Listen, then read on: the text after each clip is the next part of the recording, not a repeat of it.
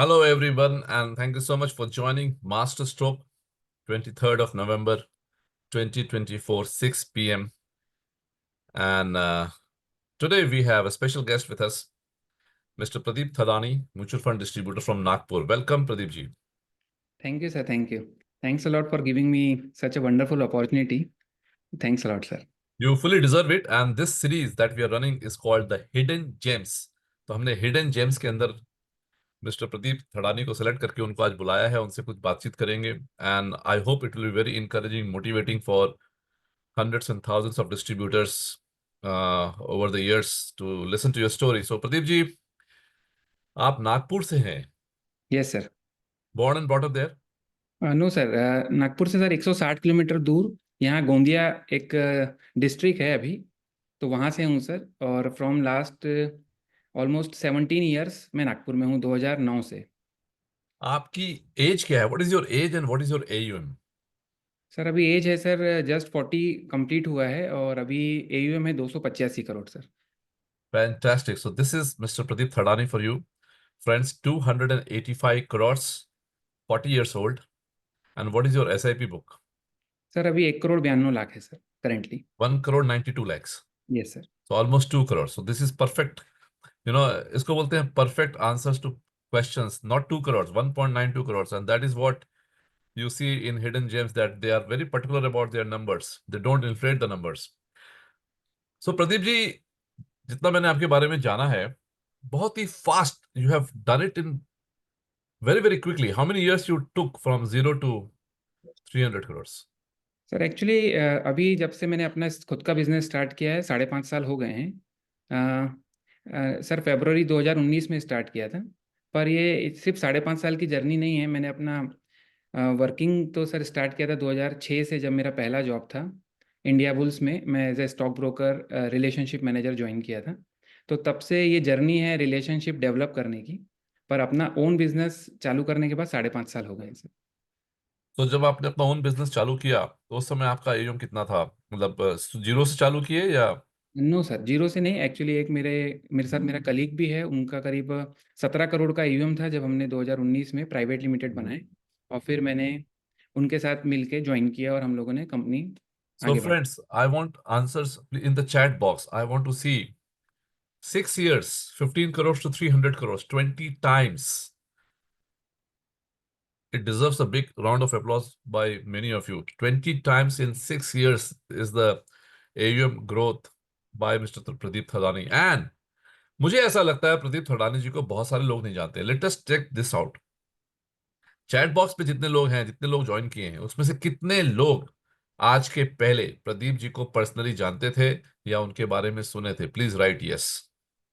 और जिन्होंने नहीं सुना था वो नो भी राइट लिखिए. Let us see. You see 90% people are saying Pradeep Thadani ji को मैं नहीं जानता कौन है. And in 6 years he is a real gem from 15 crores to 300 crores. So what is the purpose of this hidden gem is that कि काम करो, कम बोलो, काम करो और बड़ा काम करो.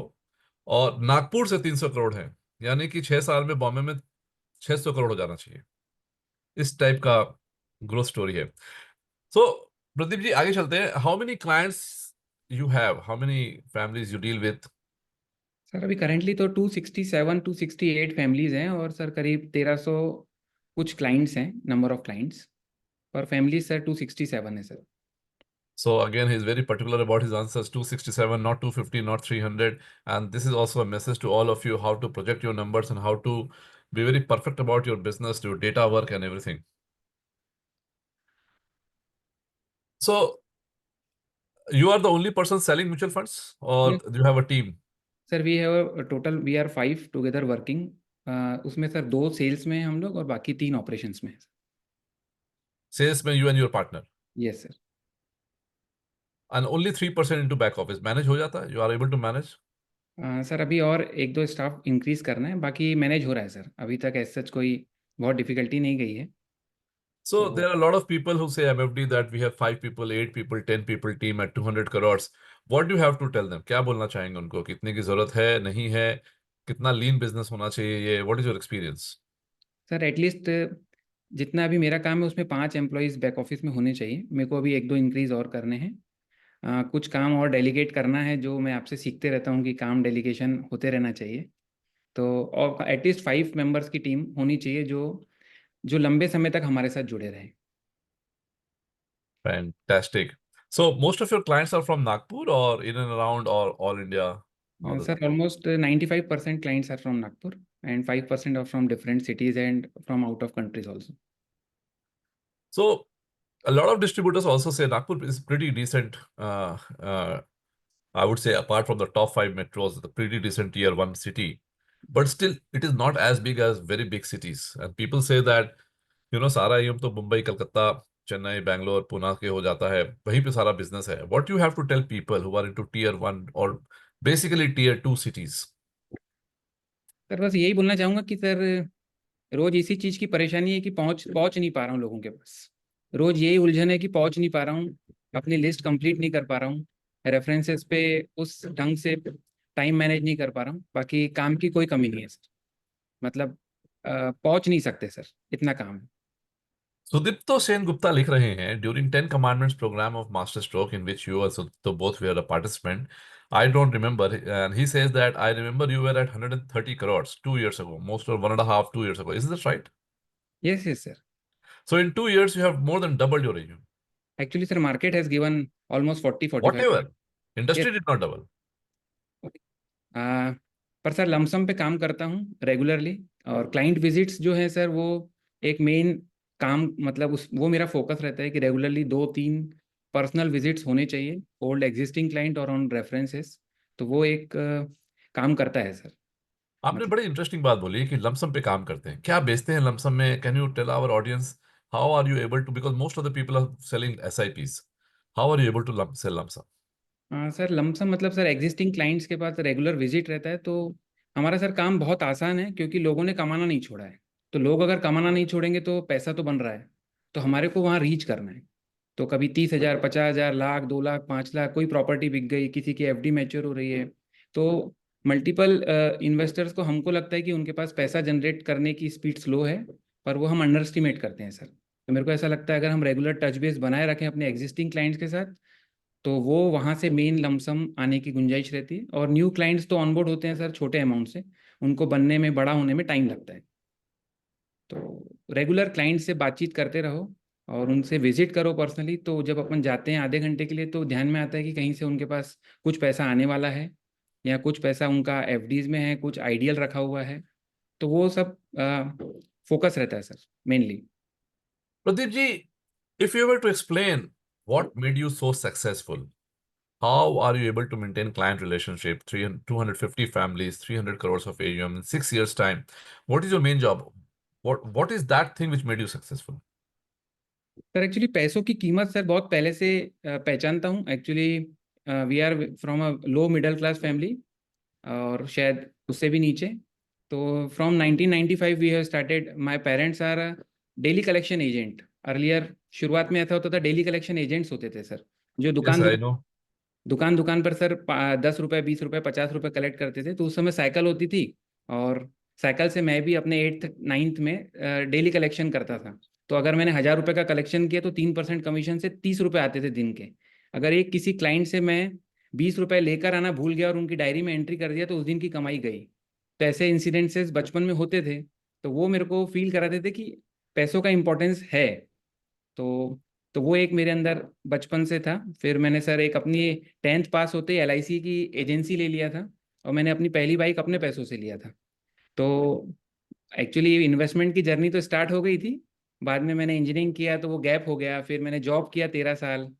तो फाइनली समझ में आया कि जो एजेंट का बिजनेस है उसको छोटा नहीं समझना। वो पहले छोटा हम लोग समझते थे इसलिए सीरियसली नहीं लेते थे, उससे बड़ा कोई बिजनेस नहीं है। और कोई भी इंडस्ट्री, कोई भी प्रोफेशन जो है सर, वो एक टाइप से मेरे अंडरस्टैंडिंग में कमीशन का बिजनेस ही होता है। एक डॉक्टर भी या एक लॉयर भी, तो पहले इस बिजनेस को बहुत छोटा समझा जाता था, थोड़ा अंडर ग्रेड इसको किया जाता था, शायद मैं खुद भी, कि ये एक छोटा प्रोफेशन है। पर ऐसा कुछ नहीं है। हर आदमी पैसा कमाने के लिए सर कहीं ना कहीं उनको अपना मार्जिन तो रखना होता है। तो हर कोई इस तरीके के काम कर रहा है, बस सबका अपना क्वालिफिकेशन है, तो इसीलिए तो दूसरा एक सर आपने पॉइंट पूछे कि सक्सेस, तो सक्सेस के लिए सर पैसों का इंपॉर्टेंस अगर मैं खुद अपने अंदर समझता हूँ तो वही मैं एक्सप्लेन कर पाता हूँ एज इट इज़। और दूसरा सर, क्लाइंट्स को सर हम लोगों को हमेशा उनके बारे में सोचना चाहिए। फर्स्ट, क्लाइंट फर्स्ट की जो नीति है वो हमेशा, कुछ भी हो जाए, जैसे आपने कई बार हमको बताया भी है कि नुकसान खाना पड़ता है पर खा लेने का, वो लॉन्ग टर्म में आपको क्या पे करेगा। मेरे पास मल्टीपल एग्जांपल्स हैं जिसमें मैं बिलीव नहीं कर सकता था कि उन्होंने मेरे को ऐसे रिवार्ड्स दिए हैं जहां मैंने कॉम्प्रोमाइज़ किया है अपने बिजनेस के साथ, पर वो डील जाने दिया है। या उनको मैंने बोला है कि नहीं सर आपके लिए ये सही है, अभी आप ये मत करिए। इसने मेरे को लॉन्ग टर्म में सर अनएक्सपेक्टेड रिजल्ट्स दिए हैं। उन्होंने फ़ोन करके बोले कि आजकल तू क्या कर रहा है, तू मिलने आया और हमको तेरे साथ काम करना है। तो ये, इसको 6 साल का पेशेंस भी लगा, पर उनका फर्स्ट कॉल पे उठाता था फ़ोन और उनको सर्विस देता था इस एक्सपेक्टेशन से कि आज मिले या ना मिले, this is the business of averaging. मैं अगर 500 क्लाइंट्स को रोज सर्विस दे रहा हूँ, किसी को, जब मैं बैंक में था तो किसी को नई करेंसी देता था, किसी की चेकबुक मैं स्लिप मैं भर के देता था कि सर आपका ये काम नहीं है, मैं करता हूँ।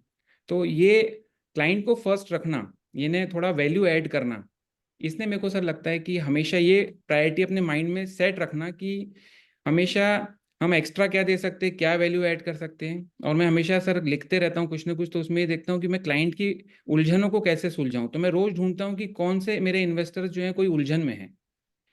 उलझन जरूरी नहीं है बिजनेस रिलेटेड हो, किसी भी प्रकार की, और उसमें फिर डॉट्स कनेक्ट होते हैं। अगर मैं मल्टीपल लोगों से जुड़ा हूँ और उनकी वो उलझन सुलझा सकता हूँ कोई एंगल से, तो मैं उस पर पहले लग जाता हूँ और शायद 10 लाख के बिजनेस को मैं पोस्टपोन कर देता हूँ। अगर हम इस माइंडसेट के साथ रेगुलरली काम करते हैं कि हम इन्वेस्टर्स की उन उलझनों को कैसे सुलझाएं और कोशिश करें, तो वो हमारी पूरी उलझन अपने आप सुलझा देते हैं। एक जरूरी दो नहीं। एग्जांपल दे सकते हैं ऐसी उलझनों की जो आपने सुलझाई हो विदाउट डिस्क्लोजिंग द क्लाइंट्स? हाँ, सर मल्टीपल चीज़ें हैं, जैसे कोई क्लाइंट है, उनके बच्चों के एडमिशन से रिलेटेड कोई इशू आ रहा है, या बच्चों की आजकल कोई साइकोलॉजी से रिलेटेड उनको इशू आ रहा है, तो उनके साथ टाइम स्पेंड करना, या ऐसे कुछ लोग हैं जो इसको उनको हेल्प कर सकते हैं, क्योंकि वो इन उलझनों में, उनके पास पैसा तो भरपूर है पर ये कुछ चीज़ें हैं जो वो सॉर्ट नहीं कर सकते, या उनको कोई एक बंदा चाहिए थर्ड पर्सन जो आके उनको उनके बच्चों से बात कर सके, तो मैं नहीं तो कोई ऐसा। ये जस्ट एक एग्जांपल है। या फिर अगर गलती हमारी नहीं है और क्लाइंट हम पर चढ़ रहा है कि नहीं इसमें तो चूक आपकी है और शायद थोड़ा सर्विस एरर है जिसमें 95% वो गलत है, फिर भी सरेंडर होना। क्योंकि लॉन्ग रन में वो, अगर हम ये देख रहे हैं कि बिजनेस हमारा अगले 25 साल का बिजनेस है, तो बहुत छोटा अमाउंट है, 10-20 हज़ार, 25-50 हज़ार रुपये का गम खा जाना। तो मैंने ऐसे कुछ इंसिडेंट्स हुए जिसमें मेरे को ऐसा लगा कि मेरी चूक नहीं है और मैंने ब्लंटली उनको बोल देना चाहिए था, पर मैंने रिलेशनशिप को नहीं खोने के लिए मैंने वहाँ पर कॉम्प्रोमाइज़ किया। और मैंने देखा कि रिजल्ट्स अमेजिंग है। उन्होंने मेरी मार्केटिंग की है, उन्होंने बोले कि इस इंडस्ट्री में इससे अच्छा बंदा तेरे को शायद नहीं मिलेगा, पर उन्होंने पर्सनली शायद मेरे को थोड़ी बहुत चोट दिए होंगे, पर उसके बाद उन्होंने मेरे को बहुत बिजनेस दिए। मेरे नाम को उन्होंने किसी के सामने अगर कभी रेफरेंस आया तो उन्होंने प्रेफरेंस में रखे। तो मैंने हमेशा सर सरेंडर होकर काम करने की कोशिश किया। तो एक, मेरी आपसे जब बात हुई तो आपने बड़ा इंटरेस्टिंग फंडा बताया कि डजन में 12 नहीं 13 होना चाहिए। क्या मतलब है इसका, अपने ऑडियंस को बताएंगे? प्रदीप अ, थडानी जी का कहना है कि दर्जन में 12 नहीं 13 होने चाहिए। मतलब एक, in one dozen there is, the number should not be 12, it should be 13। So what is this principle, Pradeep ji? हाँ सर, जैसे दो मैं चीज़ें मानता हूँ कि प्रोडक्ट नॉलेज और सर्विस, ये 19 चलती है, पर आदमी 20 होना चाहिए। आदमी खरा होना चाहिए। तो आपके साथ जो इंसान जुड़ा है वो ये सब चीज़ भूल जाएगा कि थोड़ी सर्विस डिले हो गई, थोड़ा प्रोडक्ट आगे पीछे था, रिटर्न्स कम ज़्यादा हो गए, पर आदमी 20 होना चाहिए, 19 नहीं। दूसरा सर, अगर कोई मेरे से जुड़ा है तो मेरी कोशिश है कि मेरे यहाँ नियम ही है कि आपका जो दर्जन है वो 13 का होना चाहिए, गाँव में 12 का है। प्राइस हो सकता है सेम हो, पर वो नेक्स्ट टाइम याद रखेगा इसके पास दर्जन 13 का है। मीन्स अगर कोई फल वाला है, वो बोलता है, उनको किसी ने आके बोला कि मेरे को 1 दर्जन केले दो, तो उसने निकाल के 13 दे दिया और इन्वेस्टर ने बोला आपने गलती से 13 दे दिए, तो उसने बोलना चाहिए कि सर मेरा रूल ही 13 का है, आप ये लेके जाओ। तो वो तुम्हारा याद रखेगा कि इसके पास 13 ही मिलते हैं। फैंटास्टिक। तो हमको मतलब वैल्यू ऐड करनी है सर अल्टीमेटली उनको, या तो कोई ना कोई प्रकार से हम वैल्यू ऐड करें, क्योंकि हमारे प्रोडक्ट में तो कुछ है ही नहीं sir. It's a service product, मतलब हम तो स्टॉक्स नहीं चूज करते हैं। फैंटास्टिक आइडिया प्रदीप जी आपका कि कि डजन की जगह 13 देना है, और कस्टमर बोले आपने ज्यादा दे दिया, और आप कह रहे हैं कि यही हमारा सिद्धांत है कि हम 12 की जगह 13 देते हैं। फैंटास्टिक थॉट है जिस तरह से आपने इस चीज को एक्सप्लेन किया है। ब्रिलियंट थॉट है, and I think it is food food for thought for all the participants also. Brilliant. और काफी चीजें आपने मुझे बताई जब मैं आपसे बात किया था ये कि रिलेशनशिप में गिव एंड टेक होता है, how will you explain this give and take? Sir एक गिव एंड टेक की सर मैं कहीं मैंने पढ़ा था तो मैंने उसको नोट डाउन कर लिया था। कहाँ से मैंने उसको नोट डाउन किया मेरे को ध्यान में नहीं है। पर सर एक गिव एंड टेक एक चीज़ है जो हमको हमेशा बरकरार रखनी चाहिए। लेना और देना, वो कहानी का शीर्षक था, लेना और देना। सर हम ये सोचते हैं कि हम किसी को कुछ दें, तो जरूरी नहीं होता सर देने वाला बड़ा हो। अगर देने वाले ही लोग रहेंगे तो लेने वाला कौन रहेगा? तो ऊपर वाले ने सर दोनों बनाए हैं। तो हम लोग कई बार इस एरोगेंस में रहते हैं कि मैं ही क्यों लूं, मैं कुछ दूं। तो अगर हम ऐसा ढूंढ करने लगेंगे कि हम दें तो लेने वाला कौन रहेगा, तो बहुत सारे हमारे इन्वेस्टर्स, हमारे लोग हमको कुछ देना चाहते हैं। देने का मतलब ये नहीं है कि वो हमको कुछ पैसा देना चाहते हैं। वो हमको उनको हमारी जरूरतें समझती है कि ये क्या करते हैं, इनका क्या बिजनेस है, और वो हमको कुछ देना चाहते हैं, पर हम लेना नहीं चाहते। एक समय के बाद, एक स्टेज के बाद ऐसी स्टेज आती है कि अब मैं क्यों लूं, मैं तो फुलफिल हो चुका हूँ।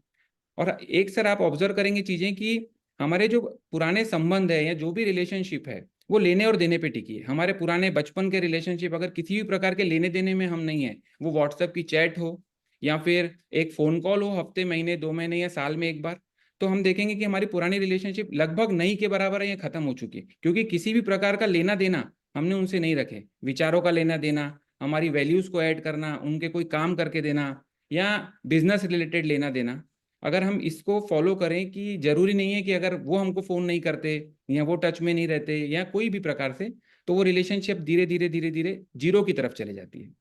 तो अपने स्प्रेड को बढ़ाने के लिए हमेशा अपन ने आगे से जाके अगर बातचीत की है, या मतलब मैं उसका अच्छे से आपको एक्सप्लेन नहीं कर पा रहा हूँ, पर कहानी कुछ इस प्रकार है कि गिव एंड टेक ये हमेशा बने रहना चाहिए एज मच एज लोगों के साथ किसी भी तरीके के माध्यम से। तो ये सर लॉन्ग टर्म में फैंटास्टिक, हेल्प किया है सर। फैंटास्टिक, मतलब बहुत ही अलग तरह की फिलॉसफी है आपकी। और इसमें कोई डाउट नहीं है, इन सब फिलॉसफी की वजह से ही आप आगे बढ़े हैं और आज आपने अपने सारे एक्सपीरियंसेस हमारे साथ शेयर कर रहे हैं, लोगों के साथ शेयर कर रहे हैं। म्यूचुअल फंड्स ही बेचते हैं या उसके अलावा दूसरे फाइनेंशियल प्रोडक्ट्स भी बेचते हैं? हाँ सर, जब मैंने ये जर्नी स्टार्ट किया था तो मैं, क्योंकि बैंक में पहले 13 साल जॉब किया, 13 साल नहीं 8.5 साल जॉब किया। उसके पहले स्टॉक ब्रोकिंग में था। तो मेरे को ऐसा लगता था मेरे को सब आता है। तो मैंने शुरुआत में लोन अगेंस्ट, मतलब लोन्स के products, general insurance, life insurance, mutual funds, PMS सब करने की कोशिश किया। पर साल भर के बाद समझ में आया कि नहीं, इसमें से हमको फिल्टर करना होगा, और जो नीड बेस है या हम जो जिसमें हमारी थोड़ी कमांड है उस पर हमको ज़्यादा काम करना है। तो अभी सर मैं म्यूचुअल फंड्स ही करता हूँ 95, मोर देन 95%। और बाकी मेरे पास एजेंसीज ली हुई है। कोई सामने से मेरे को अगर ऐसा कोई बोलते हैं कि, तो मैं उनको सजेस्ट करता हूँ सर। बाकी 95% सर मेनली म्यूचुअल फंड से। डर नहीं लगता सिर्फ म्यूचुअल फंड्स बेचते हैं, रेगुलेशन का, कमीशन का, डायरेक्ट का कैसे हैंडल करते हैं? सर वो एक्चुअली आपके साथ जुड़ा हूँ जब से मास्टर स्ट्रोक ने सिखाया है कि डरो मत, डरो मत कि कभी कोई आपको छोड़ के चले जाएगा। तो जब मैंने एक डायरी बनाई है अपनी छोटी सी, उसमें मैं काफ़ी पॉइंटर्स लिखे हैं, जिसमें ये एक पॉइंट है कि सर स्टॉप फियरिंग कि आपको कोई छोड़ के चले जाएगा। तो ये डर हमेशा से रहता है बिजनेस जाने का। पर धीरे धीरे जब कभी मैं भूल जाता हूँ कि डरना नहीं है, तो मैं डायरी पढ़ते रहता हूँ खाली समय में, तो फिर याद आ जाता है। आप मास्टर स्ट्रोक से काफी सालों से जुड़े हुए हैं, एक लॉयल मेंबर है हमारे। जी सर। आई मीन, मैं खुद जानना चाहता हूँ कि मास्टर स्ट्रोक से क्या फायदा मिला आपको। आ, सर एक्चुअली हम लोग ना सर, बैकग्राउंड हमारा छोटा था, फिर मैं जॉब में था, तो सब काम खुद करने की इच्छा और वो एक जो एडिक्शन है वो सर छूटता नहीं है। तो जो आपका पहला पॉइंट था कि डेलीगेशन, कि आप लोग रखो, घबराओ मत, और आप एफडी तोड़कर भी लोग रखो। तो वो चीज़ सर मैं जब भी कभी किसी को रखता हूँ और मैं उतना आउटपुट नहीं ले पाता हूँ, मेरे को फील आता है कि यार ये तो बराबर नहीं हो रहा है, तो मैं अपनी डायरी पढ़कर बोलता हूँ सर ने तो बोला है कि आज आपके पास टाइम और एनर्जी है, पर आप आने आने वाले 5 साल की तैयारी करो, तब आपके पास टाइम और एनर्जी नहीं रहेगी तो आपकी टीम आपको सपोर्ट करेगी। तो वो हेल्प करता है। दूसरा सर आपने बोले डोंट सेल योर टाइम, समय मत बेचो। तो जब भी मेरे को ऐसा कभी फील आता है कि मैं समय बेच रहा हूँ, तो मैं बोलता हूँ मैं समय खरीदूंगा, मतलब मैं डेलीगेशन की तरह।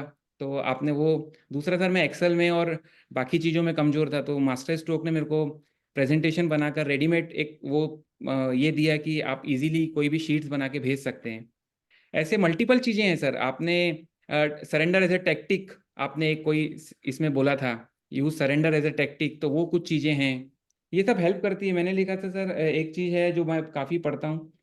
हाँ सर, ये बहुत मैंने यूज़ किया है सर, भरपूर। और मैं चाहूँगा कि सब मेंबर्स वो यूज़ करें, जो जब तक सर चर्निंग चर्निंग से रिलेटेड, अगर जब तक अर्थक्वेक नहीं आता या दीवार नहीं गिर जाती, उसको अवॉइड करना चाहिए। क्लाइंट आपको जब तक वो नहीं बोलता कि फोर्सफुली, तो उसमें समय बचता है। दूसरा सर, आपने बोला कि अगर किसी ने माइंड बना लिया है रिडम्पशन का, तो उस पर डोंट वेस्ट योर टाइम। तो पहले मैं उसमें था थोड़ा कि मैं बोलता था सर क्या नीड है, अभी बोलता हूँ सर काम हो जाएगा, दैट्स इट, कल सवेरे आपका ये काम हो जाएगा। इसने काफ़ी समय बचाया है। और मैंने देखा कि जो होना है, जैसे आपने शेयर किए थे, तो बहुत सारी चीज़ें हैं बताने के लिए सर, जो मैं नोट डाउन करता हूँ, फिर मैं डायरी को पढ़ते रहता हूँ। तो मेरे को फिर जब कभी किसी का कॉल आता है तो मेरे को ध्यान में आ जाता है कि ये तो करना ही है, मतलब। लोग यूं ही नहीं बनते। प्रदीप जी की स्टोरी सुन करके ऐसा लगता है कि आज वो इस प्रोग्राम में आए हैं, हिडन जेम में हमने उनको चूज किया है। लेकिन ये स्टोरी आज नहीं बनी, किसी ने आइसबर्ग लिखा, आइसबर्ग बहुत पहले से बन रहा था और आज नोटिस में आया है क्योंकि समुद्र के नीचे का थोड़ा हिस्सा ऊपर आ गया है, तो हमारी नजर पड़ी प्रदीप जी पे। हाँ जी सर। तो काफी दिनों से, काफी सालों से काम चल रहा है, सीखने की तमन्ना है। मास्टर स्ट्रोक के बारे में इतनी अच्छी अच्छी बातें बोली उन्होंने कि काफी लोग मास्टर स्ट्रोक को सुनते हैं लेकिन नोट नहीं करते, और नोट करके उन्होंने आज इस प्रोग्राम में आने के पहले भी मुझे लगता है कि अपने लिस्ट में देख रहे हैं क्या क्या चीजें उनको बोलनी है in terms of the learning. Fantastic thought है, ये सीखने वाली बात है आपसे कि आप किसी से सीखे हैं तो उस चीज को याद रखते हैं। तो बहुत ही अच्छी बात है। और अगर आपका कोई सवाल है लोगों, तो प्लीज Q&A बॉक्स या चैट बॉक्स में लिखिए, मैं आपके सवालों को पूछूंगा। एक क्वेश्चन मेरा यहाँ आया, राजीव गोयल जी पूछ रहे हैं, इससे पहले कि 3-4 क्वेश्चन मैं और आपसे पूछूं, please give example of 13 in mutual fund service. Yes yes. Sir, flexible रहिए, बहुत रिजिड मत रहिए, गम खाने की हिम्मत रखिए। और ये स्किन इन द गेम है। अगर कोई इन्वेस्टर आपको कोई चीज़ बोल रहा है कि ये ऐसा ही होना चाहिए, तो थोड़ा एक्सेप्टेंस, थोड़ा उसको सुनना है। और विन विन सिचुएशन होना चाहिए। जब क्लाइंट हमसे मिलकर जाए तो दोनों को लगना चाहिए कि यार मज़ा आ गया। तो यही है तेरा मतलब, वैल्यू ऐड करना। जरूरी नहीं है कि कोई प्रोडक्ट रिलेटेड नॉलेज उनको नहीं चाहिए। उनको नहीं चाहिए 25% रिटर्न, वो 13-15 में खुश है। पर उनसे मिलते ही तुरंत वो चेयर छोड़कर, जैसे मिस्टर इंडिया था, वो दिखता नहीं था, तो चेयर से उस साइड होकर उनके साइड जाकर उनके हिसाब से उनके बारे में सोचकर उनको एडवाइस देना। मतलब उनको नहीं दिख रहा है कि मैं उनके उन साइड हूँ, मेरे को सेकेंडरी अपने आप को रखना है। तो यही 13 का डजन है हमेशा, और ये फॉलो करना है कि रात को 2 बजे कोई देख नहीं रहा है कि सिग्नल पे कोई नहीं है और रेड सिग्नल है तो भी रुकना है, क्योंकि कोई नहीं देख रहा है पर अंदर में ये पता हो रहा है कि तूने सिग्नल तोड़ा है। तो वो हैबिट है, अगर वो मैंने डाला तो वो बढ़ते जाएगी, फिर वो गलत आगे बढ़ते जाएगा। तो नहीं है कोई चारों तरफ सिग्नल बंद है तो भी रुकना तो नियम है। इसी प्रकार क्लाइंट के बारे में सोचना हमेशा, ये सिग्नल नहीं तोड़ने की कहानी है, क्योंकि वो हैबिट का पार्ट है। ये मेरे को ऐसा लगता है सर, हेल्प किया है। और सर बहुत ही वाइब्रेशन सुंदर पहुंच थॉट जाती है है। आपके। और मैंने आपकी इस लाइन से ये पिकअप किया, क्लाइंट को प्राइमरी बनाओ, खुद को सेकेंडरी बनाओ। खुद को तवज्जो कम दो, क्लाइंट को ऊपर पायदान पे रखो। ये नहीं कि मैंने किया मैं आपको इतना मदद कर रहा हूँ। सेकेंडरी बनाओ, यू नो। ये बहुत ही जबरदस्त लाइन बोली, और चूंकि आप ऐसा करते हैं और इसलिए इम्प्रॉम्प्टू आपसे ये सब बातें आ रही हैं और आपके व्यक्तित्व में झलकता है ये प्रदीप जी। प्रदीप जी, ये बताइए कि 6 साल में आप 300 करोड़ पे पहुंच गए, क्या आपने सिर्फ बड़े बड़े क्लाइंट को टैप किया? कैसे पहुंचे? मतलब रिटेल करते हैं, कोई 10,000 के SIP वाला आता है तो लेते हैं या नहीं लेते, क्या स्ट्रेटजी है आपकी? सर एक्चुअली सही स्ट्रेटेजी तो अभी तक बना नहीं पाया हूँ। मैंने सब टाइप के क्लाइंट्स को कैटर करने की कोशिश किया है, इसलिए बहुत बार उलझा भी रहता हूँ। फिर बिगर विल ऑलवेज बी बिगर, और गड्ढा एक ही जगह पे ज़्यादा गहरा होगा, और जगह जगह गड्ढा नहीं खोदना, इस टाइप की भी चीज़ें आपने बताई है जो मैंने लिखी है। तो फिर वापस ट्रैक पे आता हूँ, फिर ट्रैक के बाहर जाता हूँ, ये रेगुलर जद्दोजहद चालू है सर। तो मैं एग्जैक्ट स्ट्रेटेजी नहीं बता सकता, और मैं कभी कभी 1000 की SIP के लिए भी चले जाता हूँ, या मैं 3 दिन तक एक ही क्लाइंट के पास जाता हूँ और मेरे को सिर्फ 50,000 का लमसम मिलता है। तो पता नहीं चलता कि फिर मैं सही ट्रैक पर हूँ क्या। पर उसी तरीके का प्रेजेंटेशन देता हूँ जैसे मैंने HNI को दिया था, क्योंकि वो आज HNI तो मेरे को किसी ने 5 करोड़ का 1 करोड़ का चेक कभी नहीं दिया। सबकी शुरुआत 1 लाख 2 लाख और 5 लाख से, शायद 10,000 से हुई थी। फिर ये सर्विस ट्रस्ट बात करते करते ही वो बड़े बने। तो ऐसा कोई फिल्टर नहीं है। पर अब जो एग्जिस्टिंग बड़े क्लाइंट्स हैं उनको थोड़ा टाइम ज़्यादा देना होता है, उनके पोर्टफोलियो पे थोड़ा ज़्यादा बैठना होता है, उनको आंखों के सामने लाकर उनकी कुछ उलझने हैं तो वो ज़्यादा पहले सुलझाने का प्रयास होता है, क्योंकि इट्स ये तो बिजनेस है सर, तो करना ही है। कितने क्लाइंट आपके डायरेक्ट जा चुके हैं? डायरेक्ट सर एक क्लाइंट गया है। क्या बोल रहे हैं, 300 में एक? 300 नहीं सर, काफ़ी क्लाइंट्स हैं। फैमिलीज जो है उसमें एक क्लाइंट गया है। उसमें भी सर वो स्टोरी ऐसी है कि उनके पेरेंट्स के थ्रू मैं जुड़ा था, बाद में उनका बेटा टेक ओवर किया, और पोर्टफोलियो करीब 2-2.5 करोड़ का पहुंच चुका था। फिर कोविड के टाइम में वैल्यू नीचे आई थी, तो उनको ध्यान में आया कि शायद रिटर्न्स और ज़्यादा बन सकते थे। तो वो खुद भी इसको हैंडल कर सकते हैं। तो फिर थोड़ा बहुत बातचीत के बाद उन्होंने कुछ मेरे पास पोर्शन छोड़ दिया एज अ लॉयल्टी। और मैंने उनको बोला कि सर कोई नाराज़ी नहीं, मैंने आज तक आपसे काफ़ी कमाया हूँ, तो मैं इसमें मेरे को कोई प्रॉब्लम नहीं है, और आप अगर समझते हैं तो बिल्कुल जा सकते हैं और आप इसको हैंडल। क्योंकि सर मैं उनको हमेशा ये बोलता हूँ कि छोटा पोर्टफोलियो अगर आपको बनाना है 25 लाख 30 लाख, तो शायद किसी बंदे की ज़रूरत नहीं है।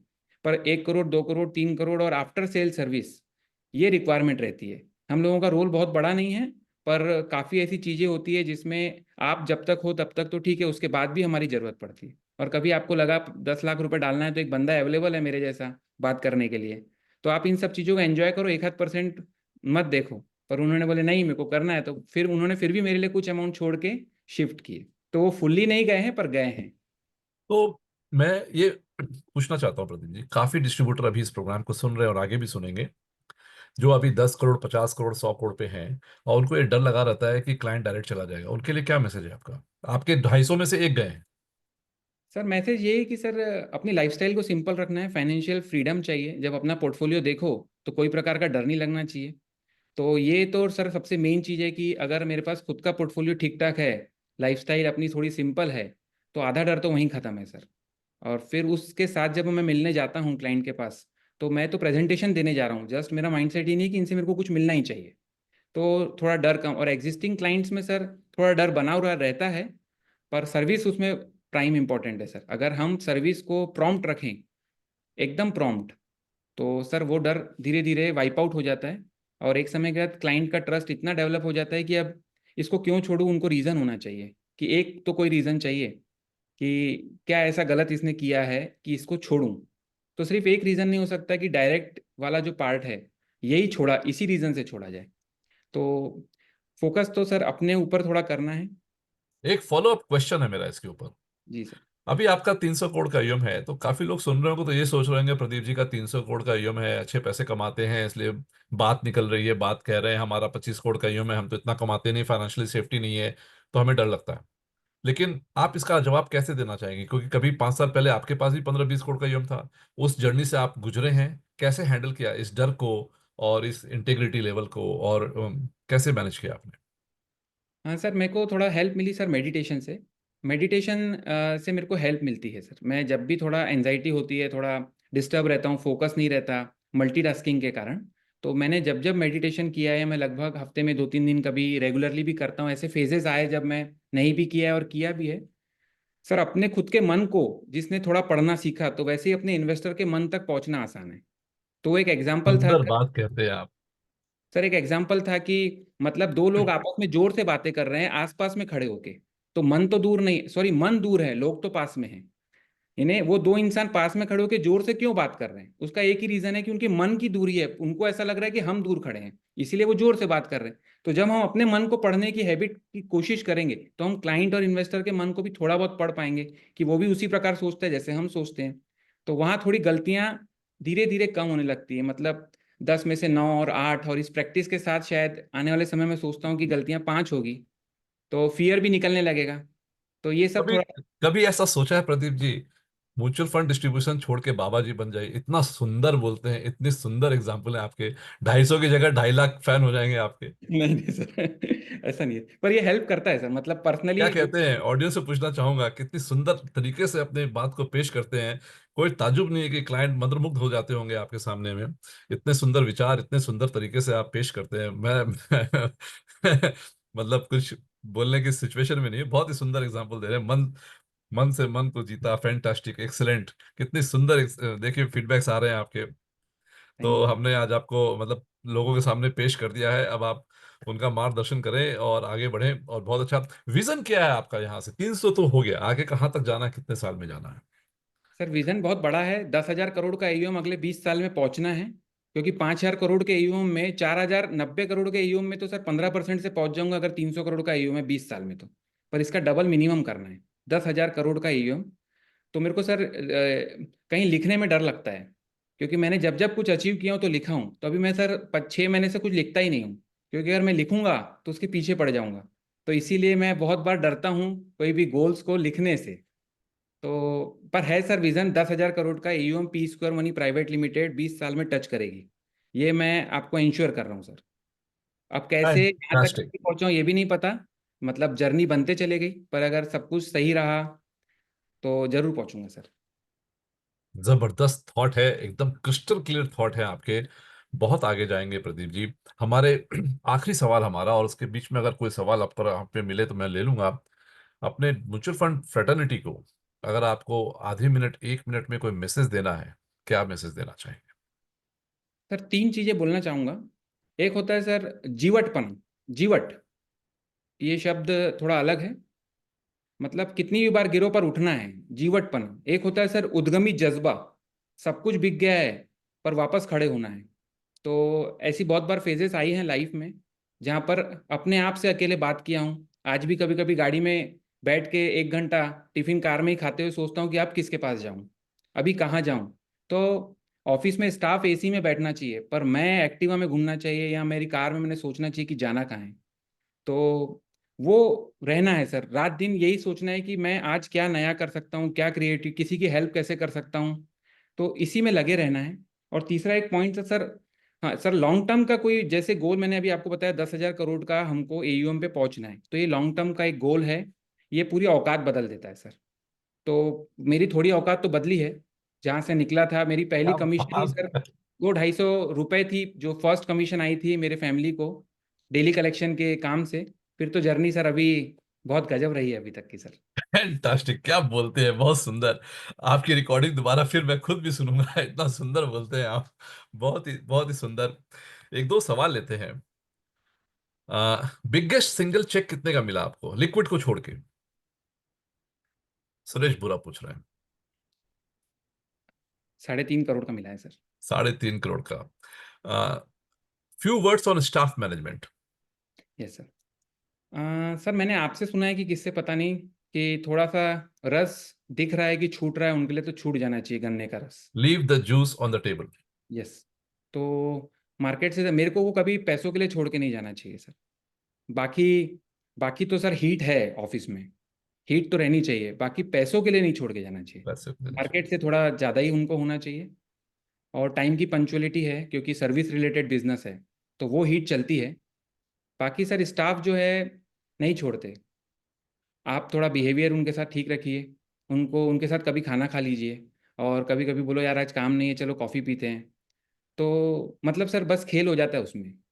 बाकी तो सर उनको चेक दिख रहे हैं कि काम चल रहा है, तो बाकी तो वैसे ही लगे हुए हैं how sir. To acquire new client, Deepak ji पूछ रहे हैं। न्यू क्लाइंट तो सर आज तक रेफरेंसेस के थ्रू ही मिले हैं, मैं कहीं कोल्ड कॉल नहीं किया है। शुरू में मेरे एक बॉस को मैं बहुत धन्यवाद देता हूँ, विक्रम प्रताप सिंह, अभी वो एचडीएफसी में है। मेरी पहली जॉब थी इंडिया बुल्स में। तो मैं बहुत झूठ बोलता था, मैं डीएसआर, डेली सेल्स रिपोर्ट होता था डीएसआर, वो झूठ भरता था कि दोस्तों को बोलता था कि बॉस फोन आएगा तो बॉस को बता देना। तो उन्होंने मेरे को 15 दिन के बाद पनिशमेंट दे दी थी कि ये महीने की पगार नहीं आएगी, तेरे को रोज 70 विजिटिंग कार्ड ला के देना है। तो मैं पूना के पिंपरी चिंचवड़ महानगर पालिका की दुकान के आसपास दुकान दुकान पे जाके इंडिया बुल्स के डीमेट अकाउंट के लिए 70 विजिटिंग कार्ड लाता था, तो कभी ला नहीं पाया 30-40 से ऊपर। उससे मेरी डायरी बन गई। तो कोल्ड कॉल तो कभी अभी नहीं करता हूँ, पर रेफरेंसेस के बेसिस पे ही उन्हीं को नहीं पुर पाते हैं सर, मतलब रेगुलरली उनके साथ टाइम बिताकर और रेफरेंसेस। तो सर एक समय के बाद रेफरेंसेस के थ्रू ही बिजनेस ग्रो होता है। फैंटास्टिक, प्रकाश जी लिख रहे हैं, दिखने में सुंदर एंड बोलते हैं Sundar. God's creation of unique person and personality. जी fantastic. How to maintain relation between old and new clients permanently, Vijay Rajput ji पूछ रहे सर, न्यू क्लाइंट जो है ना सर, उनको बहुत कम।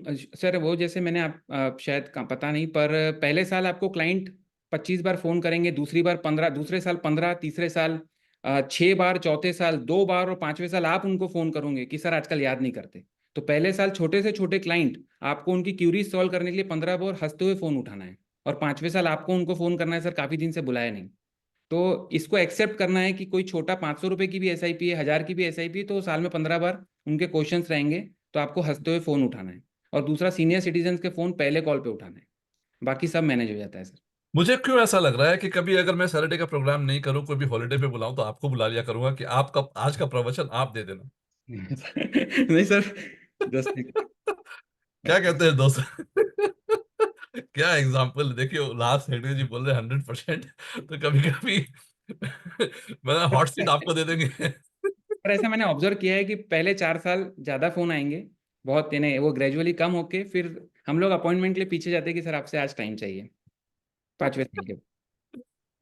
ब्रिलियंट ब्रिलियंट, बड़ा मजा आया बहुत दिनों बाद इस तरह का मजा आया आपके साथ बात करने का, दिल से बात किया आपने प्रदीप जी।